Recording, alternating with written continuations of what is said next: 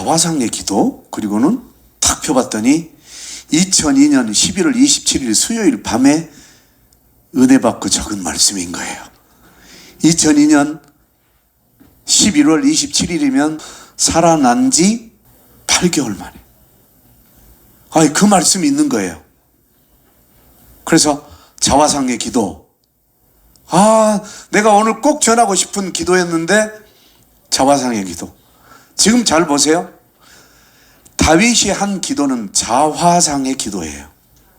자화상이라는 건 무슨 뜻이냐면 상대 입장을 내 입장으로 생각하는 거예요. 다시는 못 볼 수 있다는 이것을 누구를 통해서? 나를 통해서. 또 자화상의 기도는 어떤 기도냐면 내 모습을 투영시키는 기도예요. 나 이런 사람이에요.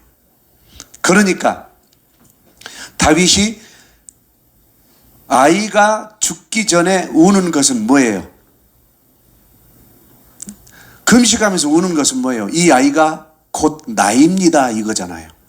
이게 자화상의 기도예요. 이 아이가 곧 나입니다. 이 아이가 지금 심히 앓고 있는 이 고통이 내 고통입니다. 역지사지. 이게 자화상의 기도라고요. 그래서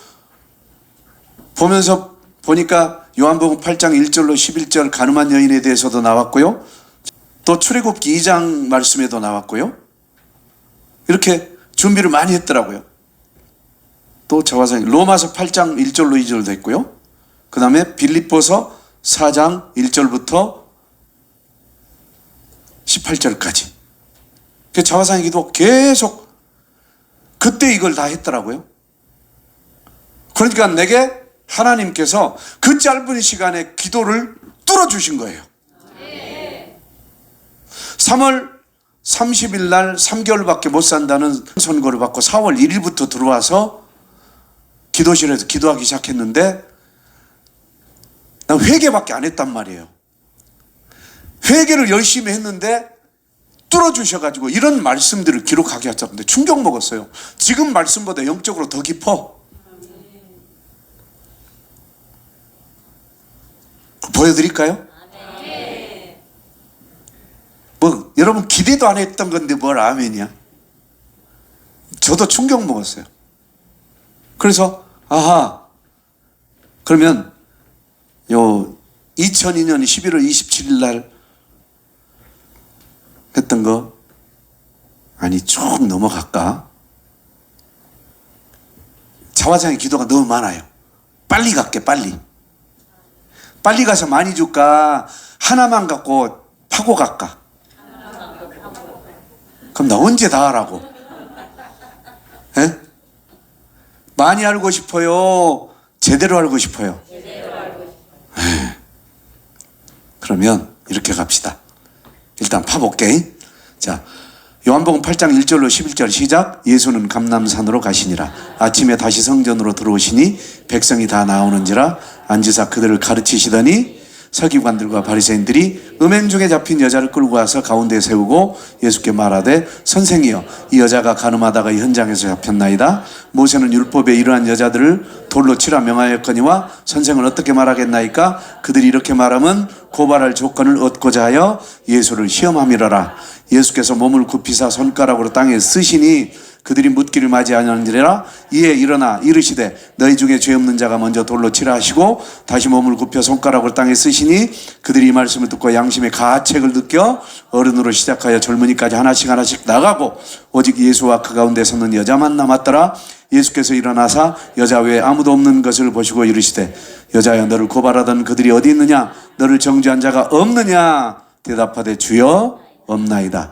예수께서 이르시되 나도 너를 정죄하지 아니하노니 가서 다시는 죄를 범하지 말라. 가는 중 잡혀온 여자를 통하여 하나님이 보시는 나의 모습은 어떤가?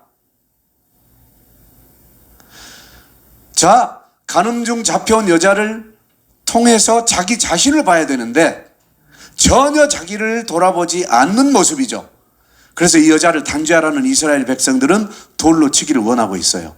그러나 돌로 치게 하면 로마 형법에 어긋나요. 로마 형법은 반드시 재판 후에 형벌하게 돼 있거든요. 그런데 돌로 치지 않으면 모세 율법에 어긋나요. 그러니까 예수님 완전히 지금 함정에 빠져버린 거예요. 난처한 질문이에요. 이게 사탄이 그렇게 하는 거예요. 그러니까 돌로 치라고 했는데 어떡할래? 그럼 돌로 쳐라 그러면 누가 와서 잡아가? 로마 병사들이 와서 잡아가. 이렇게 잡혀가게 하려고 했던 거예요. 그런데 치지 마라 그러면 율법에 어긋나니까 너는 가짜야. 이때 예수님은 아무 말을 하지 아니하시고 땅에 글을 쓰시는 거예요. 군중들이 생각할 시간을 주는 거예요. 글을 써. 그리고 그 군중들이 현명하게 판단할 수 있는 지혜와 마음의 여유를 베풀어 주신 거예요. 그래서 그 돌발적인 고비를 넘기시며 성난 군중들을 진정시키는 다면적 효과를 이루신 거예요. 이야, 예수님 놀랍지 않아요? 근데 땅에 쓴 글들은 모두 모세 율법에 기록된 갖가지 죄목들이었을 거예요. 계명들. 예수님의 은혜 베푸심을 모르는 군중들은 예수님을 막 다그칩니다. 그러니까 다시 땅에 글들을 쓰기 시작합니다. 그리고는 죄 없는 자가 먼저 돌로 쳐라 라고 말씀하십니다. 그러면 땅에 썼던 그 글들이 뭘까요?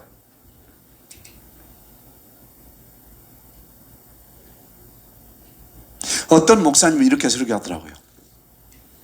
그 목사님은 너도 간음의 전문가니까 간음한 여자가 어디서 간음한지 알고 쉽게 잡아왔겠지. 이해가 돼요? 근데 그 목사님은 그렇게 인간적으로 해석을 했어요. 그런데 정통적인 해석은 뭐냐면 십계명을 쓴 거예요. 십계명을 쓴 거예요. 그러니까 와서 보니까 다 십계명이거든. 근데 십계명에 저촉 안 된 사람이 없거든. 그러니까 다들 돌을 놓고 가는 거예요. 그럼 왜 그걸 썼을까? 죄 없는 자가 먼저 돌로 쳐라 이 말은 다시 말해 너 자신을 먼저 죄에서 건져내. 네 자신을 먼저 죄에서 건져 자유케 해. 곧 너희 자신을 돌아보아 스스로 죄를 살피고 뉘우쳐. 예수님은 참 놀라우셔요. 그들을 야 너는 죄 없냐라고 하지 않았어요.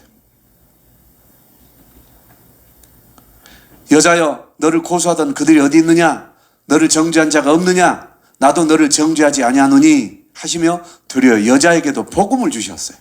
그리고 오직 예수님은 심판자이시면서도 복음으로 화답하시고 그 죄를 자기 몸으로 담당하시고 사랑과 용서와 긍휼을 베풀어 주신 거예요. 이사야 53장 5절 그가 찔림은 우리의 허물 때문이요 그가 상함은 우리의 죄악 때문이라. 그가 징계를 받음으로 우리는 평화를 누리고 그가 채찍에 맞음으로 우리는 나음을 받았도다. 이 여인은 여기서 예수님께 용서받고 자유한 몸이 된 이후에 어떤 삶을 살았을까요? 자기에게 죄 지은 사람들에게 자비를 베풀었을 거예요. 자화상의 기도란 바로 이런 거예요. 내가 용서를 받았으니 나도 용서해줘야지. 나도 죄를 지었던 사람이니 판단, 정죄, 심판하지 말아야지. 나도 이 일 때문에 이렇게 마음 아픈데 나 때문에 그는 얼마나 마음이 미어지고 아팠을까. 오죽하면 저렇게라도 해서 위로를 얻으려 했을까. 내게 정 떨어져서 그런 것일 수도 있을 거야. 내게 얻을 것이 없어서 거기에 갔을 거야.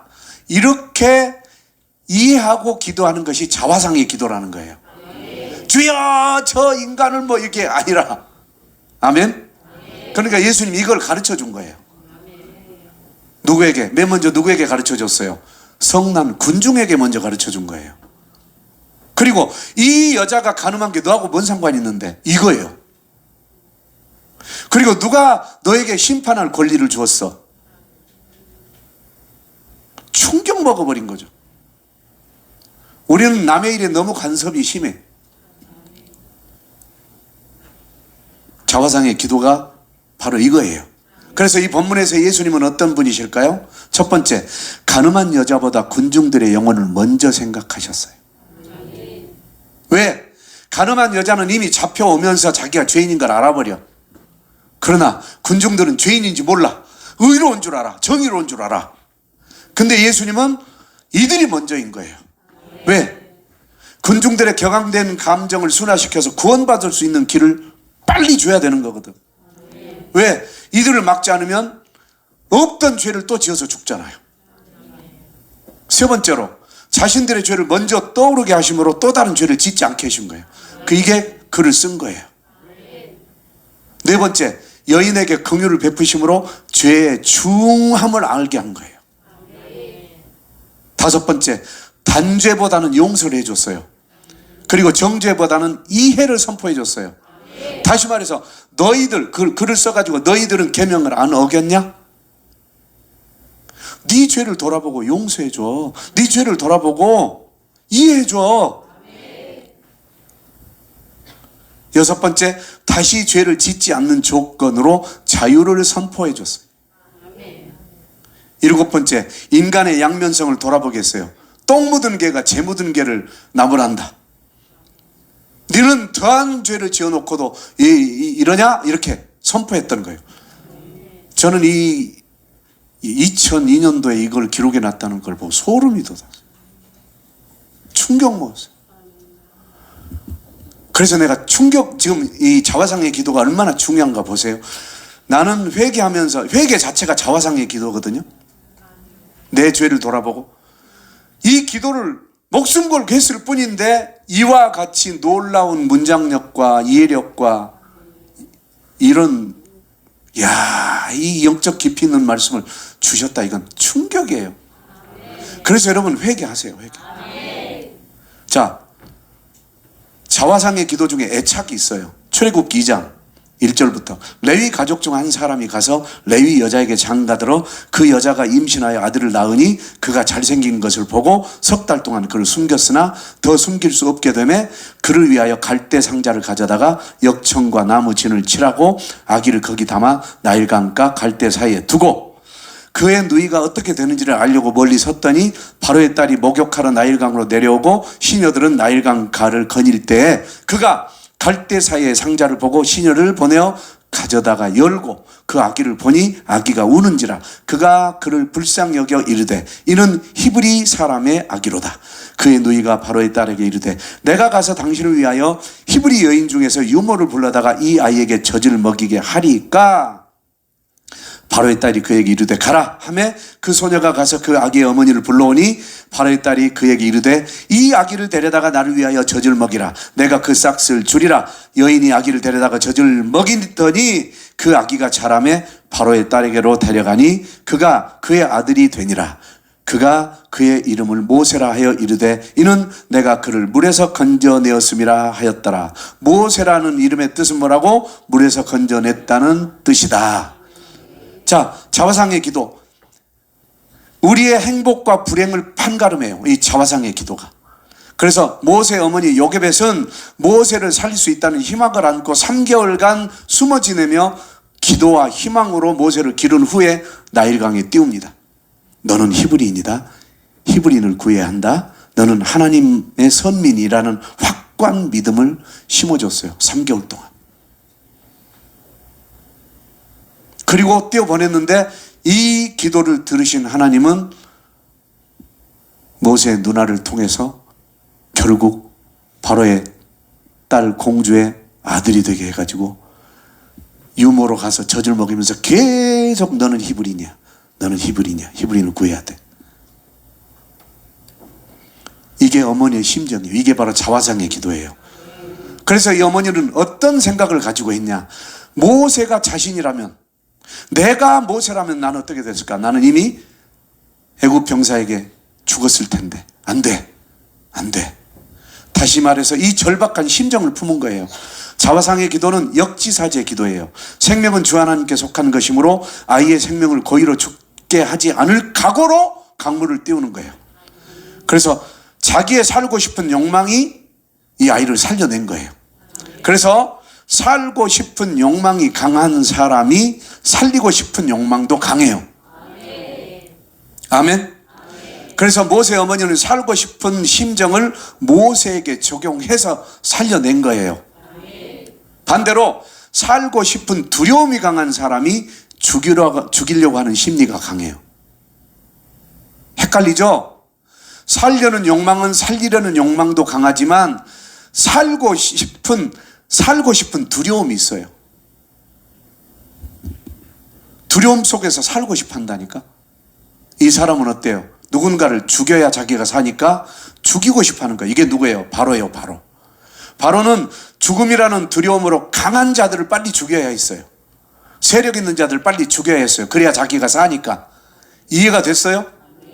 그래서 누군가를 짓밟고 죽이려고 하는 것은 살고 싶다는 반증이에요. 이걸 기억해야 돼요. 그래서 의를 품은 자는 의롭게 해석하고 의롭게 해결합니다. 죄를 품은 자는 악하게 해석하고 악하게 해결합니다. 무슨 말인지 알겠죠? 아니 요즘 그 유튜브에 엄청 떠돌잖아요. 뭐 어디다 넣어버리고 어디다 해버리고 막 그런다 하잖아요. 그 해석을 그렇게 하니까 그렇게 하는 거예요. 그래서 자화상의 기도는 역지사지의 심정을 통하여 그가 나라면 또 내가 그였다면 이라는 사고방식을 통해서 죄를 짓지 않는 비결을 모색하는 거예요. 이게 자화상의 기도예요. 그러니까 바로가 만약에 내가 저 어린아이라면 어떨까? 이 생각을 했다면 안 죽이지. 그런데 바로는 어떻게 해요? 저 어린아이가 자라면 내 왕권을 위협하겠지. 그러니까 죽여버리는 거예요. 해석의 잘못이에요. 아멘. 그래서 모세의 어머니는 죄를 피하려고 더 좋은 방편을 찾았어요. 그것이 바로 하나님께 맡겨드리는 거예요. 이것이 하나님의 주권을 인정하는 것이며 이와 같은 기도를 들으신 하나님이 바로의 공주의 눈을 밝게 하여 갈대 상자를 보게 하신 거예요. 그리고 귀를 열어 아이의 울음소리를 듣게 하신 거예요. 그래서 모세를 건져가지고 자기 아들을 삶게 하신 거예요. 누구의 기도가 응답이 된 거예요? 살리고 싶은 엄마의 기도가 응답이 되는 거예요. 그러면 바로의 공주는 어떤 사람이에요? 자기 아버지하고 다른 사람이에요. 살리고 싶어 하는 사람이에요. 그래서 살리고 싶은 사람에게 살자가 붙어가지고 산 거예요. 여러분 인생을 돌아보세요. 자, 여러분 인생 한번 돌아보세요. 살아오면서 이런 잘못 저런 잘못, 이런 수치스러운 일 저런 수치스러운 일, 이런 죽을지 저런 죽을지 다 하면서 살아왔을 거예요. 그런 나를 한번 돌아보세요. 그런 내가 예를 들어서 이 나라에 안 태어났더라면, 저 후진국에 태어났더라면, 혹은 선진국에 태어나서도 밤에도 못 돌아다니는 선진국이잖아요. 그럼 그 꼬라지로 내가 밤길을 걸었더라면, 이런 생각도 해보고, 내가 이런 아내를 안 만났더라면, 이런 남편을 안 만났더라면, 이런 목사님을 안 만났더라면, 이런 어떤 선생님을 안 만났더라면, 요거 한번 해보세요. 그러면 나는 딱 죽었을 수도 있죠. 이처럼 역지사지하는 게 이게 자화상의 기도인 거예요. 아멘. 내가 예수 그리스도의 복음을 받지 못했더라면. 세 번째 자화상의 기도. 나는 바르는 신앙인인가? 이건 짧아요. 로마서 8장 1절로 2절. 그러므로 이제 그리스도 예수 안에 있는 자에게는 결코 정죄 함이 없나니 이는 그리스도 예수 안에 있는 생명의 성령의 법이 죄와 사망의 법에서 너를 해방하였습니다. 이거 우리가 너무 좋아하는 말씀인데 한번 볼까요? 올바른 믿음 안에서 본 내 모습을 한번 봐보세요. 빌립보서 4장 1절부터 그러므로 나의 사랑하고 사모하는 형제들, 나의 기쁨이요 멸류관인 사랑하는 자들아, 이와 같이 주 안에 살아. 내가 유오디아를 권하고 순두개를 권하노니 주 안에서 같은 마음을 품어라. 주 안에서 같은 마음 품어봤어요? 복음에 같이 힘써 봤어요? 목사와 함께 복음의 동역자가 됐어요? 그렇다면 여러분 생명책에 기록되어 있대요. 이게 바로 뭐예요? 이 말씀이에요.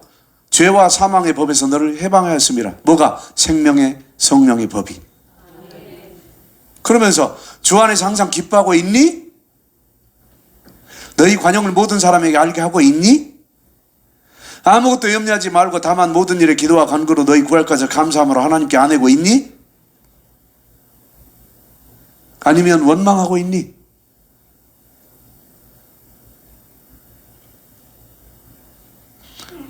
조영규 목사님이 엄청 억울한 일을 당했어요. 엄청 불안한 일을 당했어요. 둘째 아들이 죽어갈 그런 어떤 문제가 생겼어요. 그런데 원망이 올라오더래요. 그러다가 아니지, 하나님은 선한 길로 이끄시지, 하나님이 이렇게 해주니까 감사해고 그랬더니 아들도 살아나버리고 문제가 다 해결됐다. 감사하세요. 나중에 또 감사 기도에 있어서 한번 알려드리겠습니다. 또 보세요. 자, 생명의 성령의 법으로 죄와 사망의 법에서 너 건져냄을 받았니? 생명冊에 기록되어 있니? 그런다면 너는 무엇에든지 참되게 살았어? 무엇에든지 경건했니? 무엇에든지 옳았어? 무엇에든지 정결했니? 무엇에든지 사랑받을 만했냐? 무엇에든지 칭찬받을 만했어? 무슨 덕이 있든지 무슨 기림이 있든지 이것들을 생각해라. 이것들을 생각하고 있니?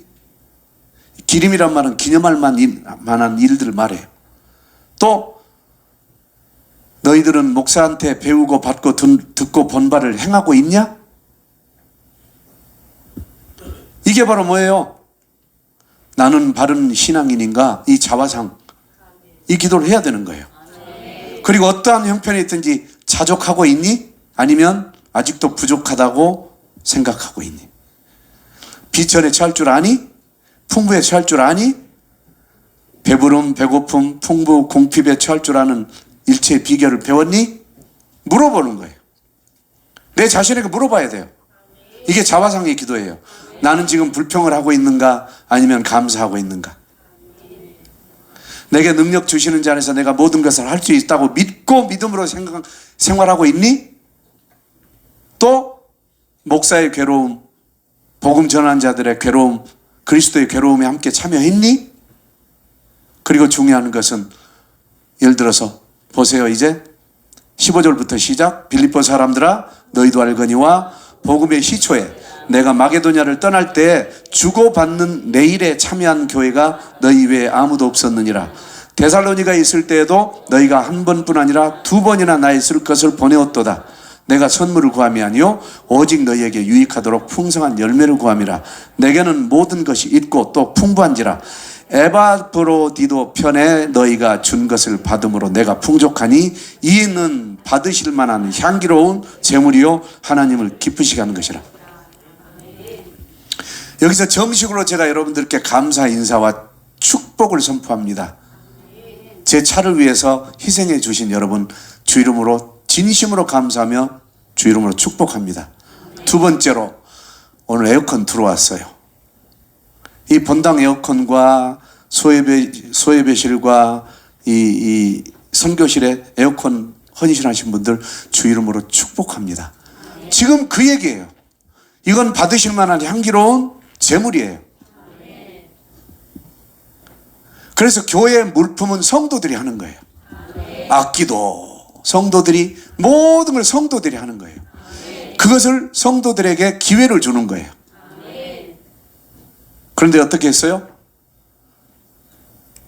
주의 종이 쓸 것을 보내었도다. 이게 바로 이제 여러분들이 내가 활동할 수 있도록 하는 그런 헌금이라든지 목적 헌금이라든지 이런 것들 얘기하는 거예요. 그래서 주 이름으로 진심으로 축복하고 축복합니다.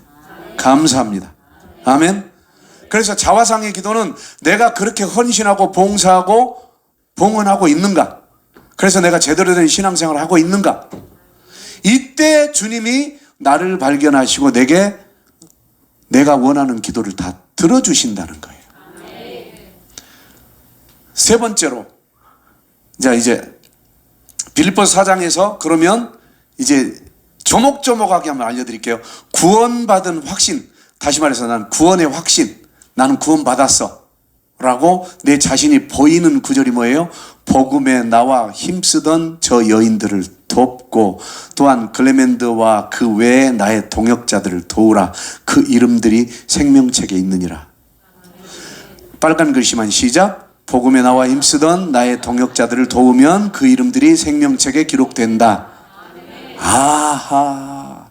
그러니까 구원받은 자들의 확신된 자화상 뭐냐면 복음에 관여하고 복음 사역의 동역자가 되고 그렇게 해서 생명책에 기록된다는 거예요. 자, 4절 행복함이 확신된 자화상. 주 안에서 항상 기뻐하라. 내가 다시 말하노니 기뻐하라. 그러니까 하나님 앞에서 기뻐한다 이 말이에요. 이게 행복함이 확신된 자화상인 거예요. 아멘. 그 다음에 기도 응답에 확신된 자화상. 내가 기도하면 다 들어주셔. 이게 5절 6절. 아무것도 염려하지 말고 다만 모든 일에 기도와 간구로 너희 구할 것을 감사함으로 하나님께 아뢰라. 그리하면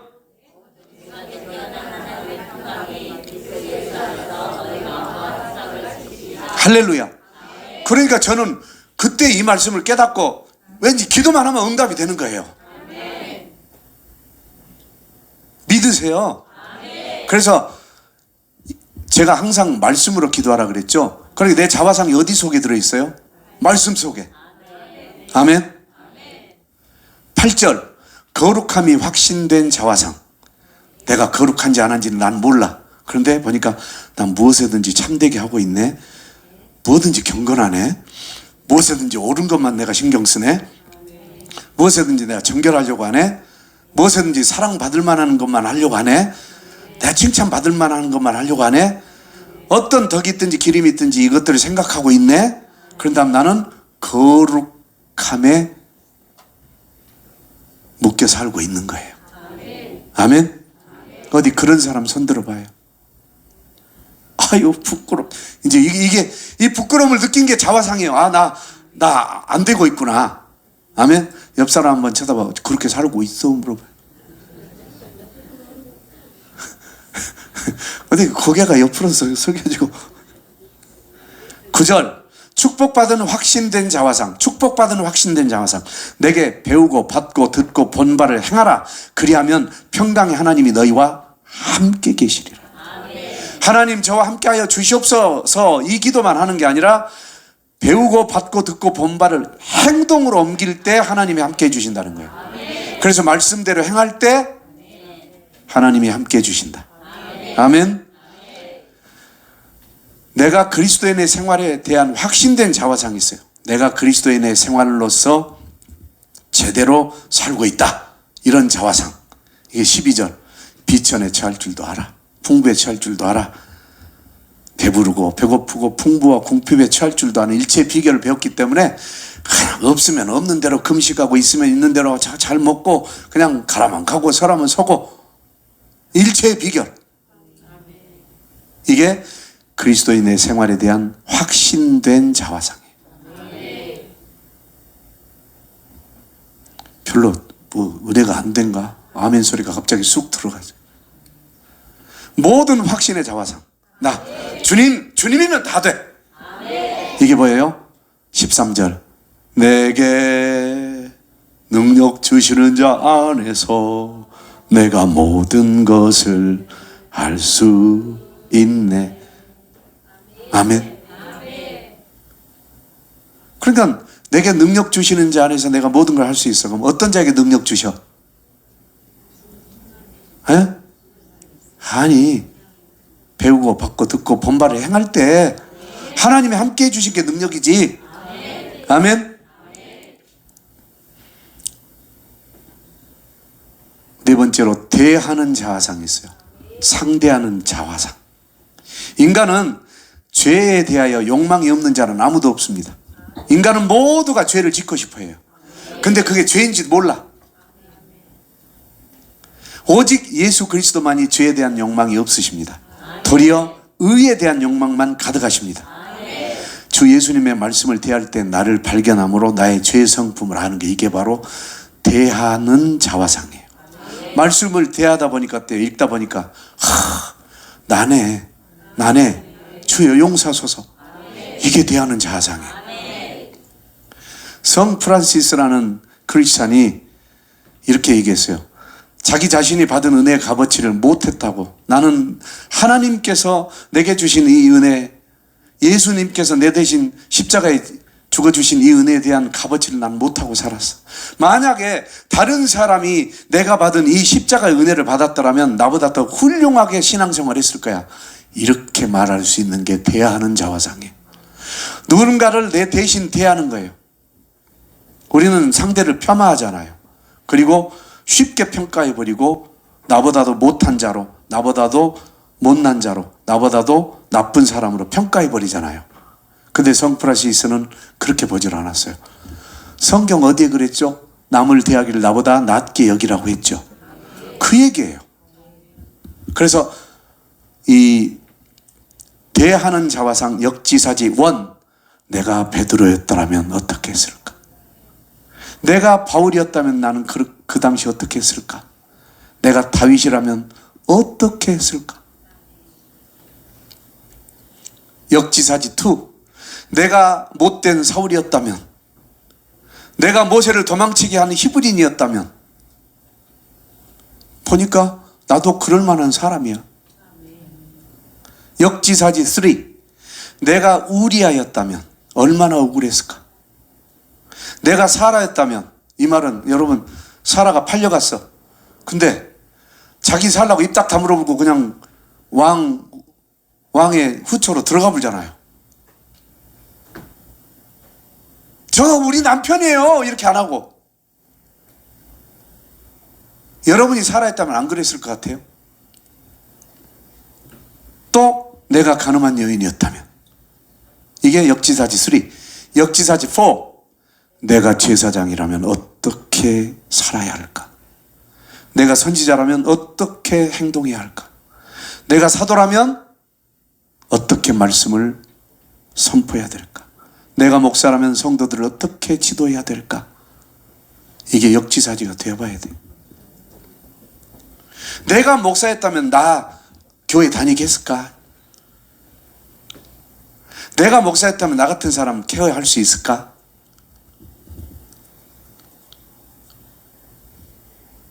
이거 생각해 봐야 돼. 이거 생각해 봐야 돼. 내가 엄마였다면, 내가 아빠였다면, 반대로 내가 아들이라면 나도 그러겠네. 내가 딸이라면 나도 저러겠네. 이게 역지사지 5예요. 그래서 그 많은 죄 중에 3대 죄가 있어요. 가장 큰 죄. 이게 간음죄, 살인죄, 거짓 증거. 그때 어떻게 이걸 듣고 적어놨는지 몰라. 근데 이게 가장 부끄럽고 더럽고 추한 죄로 여겨 가장 처참하고 추하게 처형을 한다. 인분통에, 다시 말해 똥통에다가 목만 내밀고 있게 해서 목을 묶어가지고 질질 끌고 다니면서 남녀노소가 다 와서 돌로 쳐 죽인 게 이 3가지 죄래요. 아마 이거 설교 때 들은 것 같아요. 이런 죄는 영혼을 파괴하고 인격을 짓밟으며 정신과 마음을 고통스럽게 하는 죄악으로 간주하여 꽃 같은 방식으로 벌을 준대요. 무슨 죄? 똥통 들어가고 싶은 사람 저거 해. 그래서 미슈나라는 책이 있어요. 모세 율법을 구체적으로 서술해서 기록한 책인데, 거기에 이런 죄를 지으면 이렇게 한다라고 기록되어 있는 내용이에요. 미슈나가. 이 책에는 각종 유사 범죄의 형벌이 자세히 기록되어 있어요. 저 보면, 그래서 유대인들은 어렸을 때부터 저걸 보면서 충격을 먹고 바르게 사는 거예요. 그래서 여러분이 신명기 28장 15절부터 읽어보면, 아, 내가 이래서 이 병에 걸렸고, 이 죄에 걸렸고, 이 장애에 걸렸고, 이런 재앙에 걸렸고, 이런 재난을 당했고, 이런 문제가 발생했구나. 반드시 신명기 28장 읽으세요. 아멘. 아멘. 아멘. 넘어가 줘야지. 엄청 많잖아요. 자, 그래서 모든 성경 말씀을 내게 주신 말씀이라 여기고 스스로 경계하고 스스로 주의하여야 한다. 아멘. 그래서 성도들뿐만 아니라 어느 누구에게라도 오해받을 소지를 만들지 마라. 매사에 공개적이고 정당하고 합법적으로 행하라. 3명 이상 활동하라.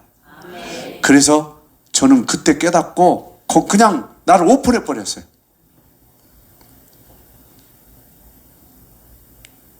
이게 유대인들이 이렇게 산대요. 공개적으로. 자화상의 기도 2002년 12월 4일 3일 밤이라고 해놨는데 수요일 밤인데 그때는 3일 밤이라고 했어요. 2002년 12월 4일 다니엘서 6장 1절로 10절 시작. 다리오가 자기의 뜻대로 고관 120명을 세워 전국을 통치하게 하고 또 그들 위에 총리 셋을 두었으니 다니엘이 그 중에 하나이라. 이는 고관들로 총리에게 자기의 직무를 보고하게 하여 왕에게 손해가 없게 하려 함이었더라. 다니엘은 마음이 민첩하여 총리들과 고관들 위에 뛰어남으로 왕이 그를 세워 전국을 다스리게 하고자 한지라. 이에 총리들과 고관들이 국사에 대하여 다니엘을 고발할 근거를 찾고자 하였으나 아무 근거 아무 허물도 찾지 못하였으니 이는 그가 충성되어 아무 그릇됨도 없고 아무 허물도 없음이었더라. 그들이 이르되 이 다니엘은 그 하나님의 율법에서 근거를 찾지 못하면 그를 고발할 수 없으리라 하고. 자 보세요. 율법에서 근거를 찾을 수 없으면 고발할 수 없다 이 말은 율법을 철저하게 지켜버린 거예요. 이에 총리들과 고관들이 모여 왕에게 나아가서 그에게 말하되 다리오 왕이여 만수무강하옵소서. 나라의 모든 총리와 지사와 총독과 법관과 관원이 의논하고 왕에게 한 법률을 세우며 한 금령을 정하실 것을 구하나이다. 왕이여 그것은 곧 이제부터 30일 동안에 누구든지 왕 외의 어떤 신에게나 다른 사람에게 무엇을 구하면 사자굴에 던져 넣기로 한 것이니이다. 그런즉 왕이여 원하건대 금령을 세우시고 그 조서에 왕의 도장을 찍어 메대와 바사에 고치지 아니하는 규례를 따라 그것을 다시 고치지 못하게 하옵소서 하매 이에 다리오 왕이 조서에 왕의 도장을 찍어 금령을 내리니라. 시작. 다니엘이 이 조서에 왕의 도장이 찍힌 것을 알고도 자기 집에 돌아가서는 윗방에 올라가 예루살렘으로 향한 창문을 열고 전에 하던 대로 하루 3번씩 무릎 꿇고 기도하며 그의 하나님께 감사하였더라. 할렐루야. 이게 자화상의 기도 5번째예요. 기도의 지식, 기도의 능력. 기도에는 지식이 있어야 돼요. 그리고 그 능력을 알아야 돼요. 그게 바로 뭐예요? 빌립보서 4장 5절로 6절 시작. 아무것도 염려하지 말고 다만 모든 일에 기도와 간구로 너희 구할 것을 감사함으로 하나님께 아뢰라. 그리하면 모든 지각에 뛰어난 하나님의 평강이 그리스도 예수 안에서 너희 마음과 생각을 지키시리라. 아멘. 자, 기도는 어떻게 해야 돼요? 회개하여 정결하지 않으면 기도는 올라갈 수 없다. 기도의 제1번이에요. 다시 말해서 다니엘은 매번 회개한 거예요. 예루살렘을 향하여 기도하면서 매번 회개한 거예요. 하나님, 내가 비록 포로로 잡혀왔지만 하나님의 양식을 먹는 것이 아니라 이 나라에서 주는 이 나라의 음식을 먹었으니 용서하여 주시옵소서. 또 말씀과 믿음이 마음속에 확실하게 들어오지 않은 상태에서는 불가능한 게 기도예요. 여러분이 했던 기도는 불가능한 기도를 한 거예요. 말씀과 믿음이 마음속에 확실하게 들어와야 그 말씀으로 기도하는 거예요. 세 번째로는 기도하라고 하신 분이 들어주신다는 확신으로 기도해야 돼요. 기도하라 하신 하나님은 들어주시려고 기도하라고 하셨으니까. 네 번째로 하나님의 말씀에 대한 깊이와 능력을 깨달아야 돼요. 어디서 깨달아요? 성경을 보니까 주님 말씀대로 이적과 표적과 기사가 일어나잖아요. 아, 나도 기도하면 하나님 이렇게 해주시겠구나. 다섯 번째로 기도의 욕구를 가지고 하려고 힘써야 돼요. 기도의 욕구를 가져야 돼요. 그리고 어떻게든 하려고 힘써야 돼. 여섯 번째로 기도는 자주 함으로써 배우는 거예요. 자꾸 해봐야 돼. 틀려도 해봐야 돼. 계속 해봐야 돼. 그 다음에 자화상의 기도를 하게 되면 은사가 나타나요. 그래서 하나님께서 주신 특별한 능력이 나타나요. 기도뿐 아니라 어떤 형태든 은사든 간에 그 은사를 합당하고 의로운 것에 쓰지 않으면 소멸시키셔요. 그래서 그 은사가 뭐냐? 은사는 어마어마하게 많아요. 각 사람마다 달라요. 그래서 은사는 교회와 성도들 위해 쓰라고 주신 기도의 값진 선물이에요. 기도와 말씀을 병행하면 신앙이 급성장하는 거예요. 그래서 이 은사범도 나중에 다뤄줄 거예요. 그래서 기도의 응답은 어떻게 나오냐? 다니엘은 하나님의 말씀을 순종하기로 결심하고, 기도하지 마라 그러면 네가 기도하지 말한다고 해서 내가 안 하냐? 기도하라고 하신 분이 응답해 주시기 때문에 그분한테 하는 거지. 내가 너한테 기도하냐? 네가 뭔데 하라고 하지. 이런 결기를 가져야 돼. 사자굴에 던져질 각오를 하고 기도했어요. 왜? 기도하라고 하신 하나님이 책임져 주실 거니까 그렇게 기도하는 거예요. 그러니까 원수들도 인정한 다니엘의 기도예요. 모든 고난과 순환을 기도로 풀어갔어요. 다니엘은 기도로 풀어갔어요. 사자굴에 던져질 때도 기도했어요. 주님 감사합니다. 이 지긋지긋한 세상 속에서 이렇게 빨리 저를 데려가 주시니 감사합니다. 그랬더니 사자들이 입 딱 다물고 안 데려갈 건데 나가주시면 좋겠어요. 두려워요. 왜? 하나님의 영이 함께 하시니까. 생명을 건 다니엘의 기도는 여전히 전과 같이 하루에 3번씩 행해졌어요. 여러분 그렇게 기도해야 돼요. 기도는 하나님 말씀에 순종할 것임을 전제하여 응답이 이루어지는 거예요. 하나님 말씀을 순종할 것을 전제해야 돼. 순종하겠습니다. 이 말씀 순종하겠습니다. 그러니까 들어주세요. 이거 아니에요. 순종하겠습니다. 그리 아니하실지라도 순종하겠습니다. 두 번째 자화상의 기도, 이거는 신분의 변화예요. 마귀의 종에서 하나님의 자녀로 바뀐 거예요. 다른 사람이 나를 어떻게 생각하든 상관할 바 아니에요. 하나님께서 나를 보시고 어떻게 보시는가를 생각하는 거예요. 이게 다니엘의 기도예요. 신분이 변화돼 버렸어요. 내가 비록 여기 신하였지만 사자굴에 던져진 순간부터 나는 이 나라하고 상관없어. 하나님과 상관이 있어. 네 번째, 능력 있는 기도. 목적이 변화돼 버렸어요. 입신양면 필요 없어. 하나님 나라가 더 중요해. 이 땅에서 내가 총리로 사는 거랑 상관없다니까. 하나님 나라가 더 중요해.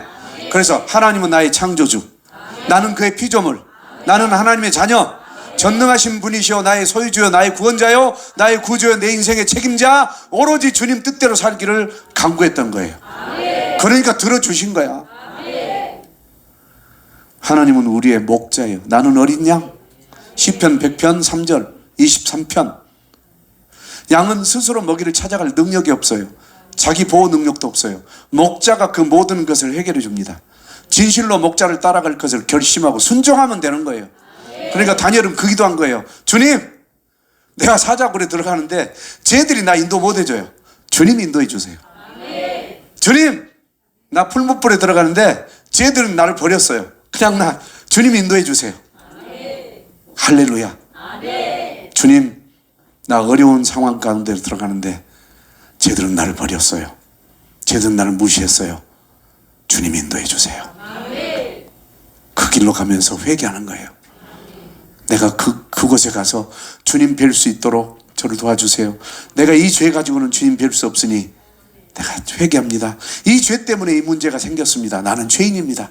그리고 회개하고 가는 순간 주님이 만나주시는 거예요. 하나님은 토기장이, 나는 진흙. 예레미야 18장 5절로 6절이에요. 아멘.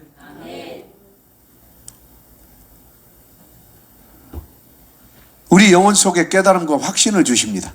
꼭 하여야 할 것을 반복적으로 느끼게 하시고 실천할 것을 권유하십니다. 여러분 안 그래요? 해야 될 것 꼭 떠오르게 하시죠? 느끼지 못하고 행하지 않으면 벌을 주셔요. 여러분 이거 안 하면 벌 받을 것 같은데 느끼죠? 사실이에요. 또한 그때그때마다 회개하기를 원하셔요. 그래서 회개하게 하려고 환경의 방법으로 우리를 깨우치시는데 사건, 사고, 죽음, 주변 사람들의 죽음을 통해서 혹은 질병을 통해서 직장을 통해서 또 시련을 통해서 고통을 통해서 막 회개하도록 만들어 주신 거예요. 그리고 아름답게 하십니다. 하나님은 우리의 일 보시기에 좋았습니다. 이 다니엘은 이 비밀을 알았던 거예요. 하나님이 날 보시기에 아름답게 하시려면 어떻게 할까? 어떤 상황에서도 주님 앞에 인격과 삶을 아름답게 가꾼 거예요. 그게 정해놓고 기도한 거예요. 기도할 때도 주님 보시기에 합당한 자 되게 하시고 다른 믿지 않는 자들이 보기에도 빛나며 밝고 맑은 모습으로 비추이게 하소서. 쓸모있다. 또 하나님께 쓰임받는 것 자체가 영광이다. 우리를 쓰시기 위하여 구원하셨어. 내가 하나님께 쓰임받을 수 있다는 것은 축복이요 모든 책임을 지신다는 뜻이에요. 그래서 목사로 세우신 것 감사해요. 장로로 세우신 것, 권사로, 집사로, 성도로 세우신 것 감사해요. 왜? 책임져 주시겠다고. 아멘. 그러면 이제 마지막 기도 방해 요소를 제거해야 돼. 어떻게? 내가 눈여겨본 것을 제거하세요. 내가 그동안 눈여겨봤던 거 모든 거 제거하세요. 바로의 딸이 눈여겨봤죠? 저 갈대 상자가 왜 떠가지?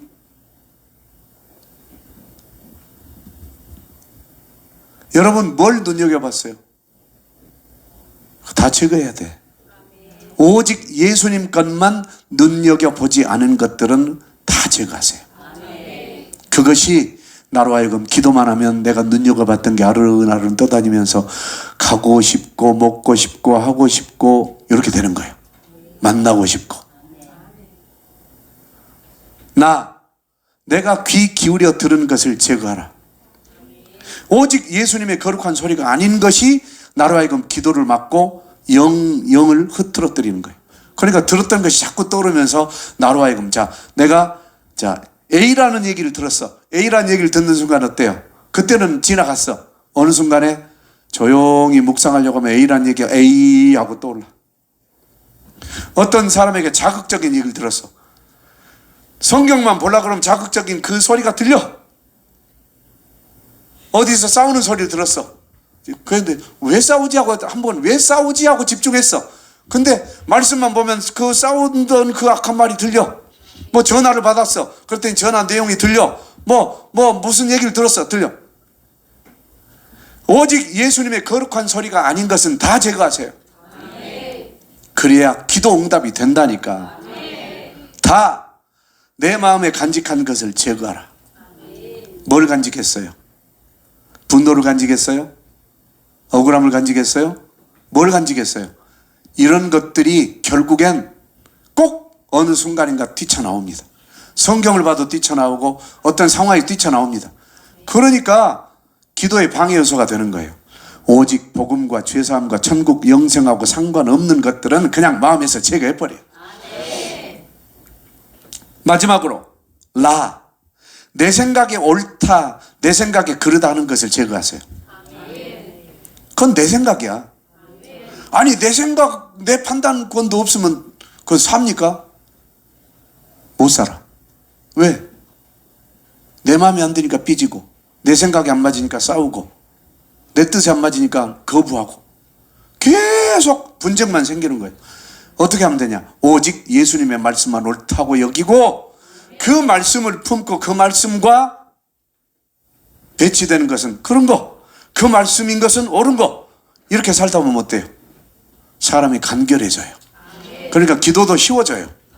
보면서 아버지 하나님, 저건 이렇습니다. 저는 이렇게 기도하겠습니다.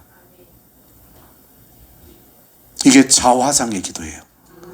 자화상은 다시 말해서 내가 눈여겨본, 나 이 세상에 나 그런 거 보고 있었어. 이게 발견한 거예요.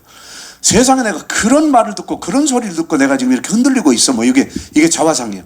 또는 내 마음에 이런 생각을 갖고 있었어. 또는 내 마음에 이런 것들이 간직돼 있어가지고 내가 꼭 그거 가고 싶어 하더라니까. 이게 내가 가고 싶은 곳은 하나님 나라. 아멘?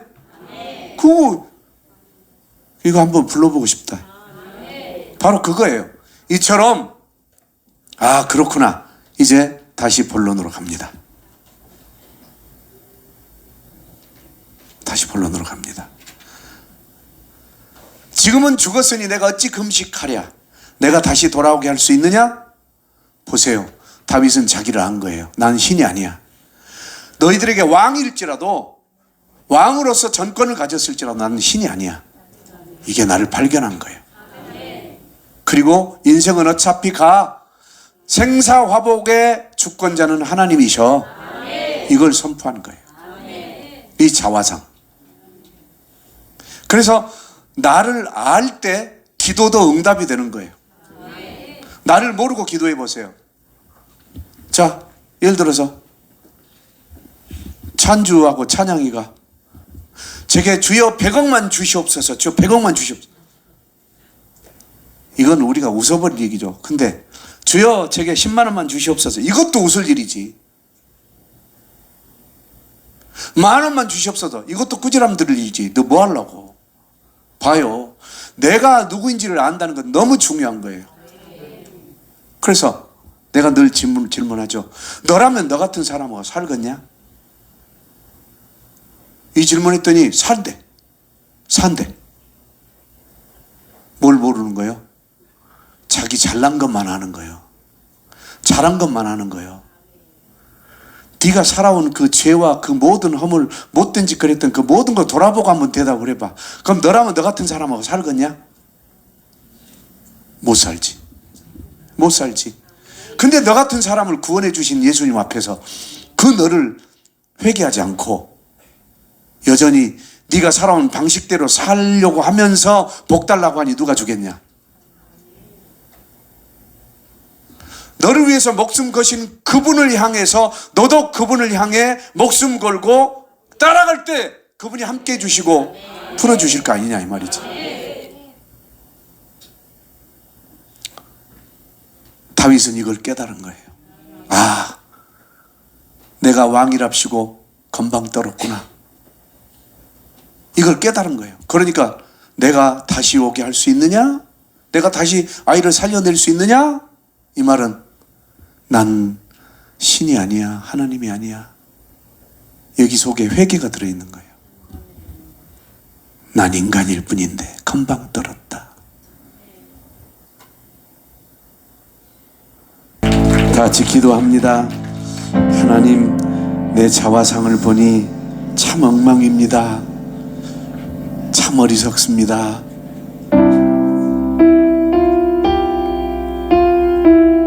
정말 이 나라 살려달라고 다윗처럼 눈물로 기도하지 못했습니다. 그리고는 결정나니까 원망하고 탓하고 비난하고 있는 이 죄를 용서하여 주소서.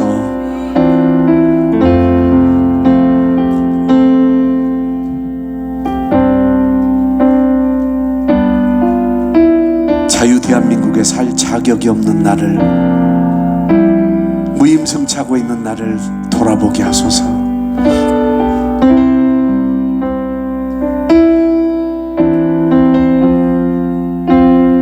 이제 주님이 오실 때가 가까이 됐습니다. 어느 모양으로든지 주님이 곧 오실 텐데